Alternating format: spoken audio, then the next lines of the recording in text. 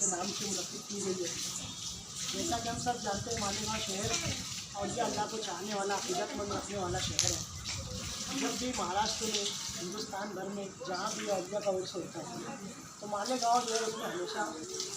پہلی صفوں میں نظر آتا ہے، کیونکہ الحمدللہ مالیگاؤں شہر کے دنوں میں اللہ تعالیٰ نے اولیاء سے محبت جو ہے یہ فطرتاً رکھی ہوئی ہے۔ اسی لیے آپ دیکھ لیں فیض آباد یا دیگر جتنے بھی اولیاء اللہ ہر جگہ مالیگاؤں شہر کے نوجوان بزرگ خواتین اولیاء اللہ کی محبت میں وہاں پہنچتے ہیں۔ الحمدللہ ہمارے اولیاء کرام وہی اولیاء کرام ہیں جنہوں نے جو ہے اپنی زندگی اپنا سب کچھ جو ہے دین کے حوالے کیا، دین کے لیے گھر بار چھوڑا، اللہ کی رضا کے لیے، اللہ کے دین کے لیے اپنے آپ کو وقف کیا، اور آج انہیں کی جو ہے بارگاہ میں لوگ جو خادمین خدمت کر رہے ہیں، یہ بھی بہت بڑے اعزاز کی بات ہے، اور اس کا اجر جو ہے انسان کے بس نہیں ہے، اس کا اجر اللہ پاک ہی دے سکتا ہے، کیونکہ جو اولیاء جنہوں نے دین کی خدمت کی یہ ان اولیاء کی مزارات کی خدمت کر رہے ہیں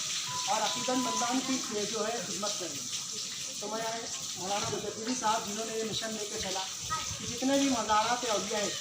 مالیگاؤں اور مالیگاؤں کے اطراف میں وہاں پر جو خادمین ہیں جنہوں نے جو مزاروں کی خدمت کر رہے ہیں، آنے والے ناظرین زائرین کی خدمت کر رہے ہیں، ان کو صفات نامہ دے کر ان کی حوصلہ افزائی کریں، ایسا مشن لے کر مولانا مجددی صاحب نے شروع کیا،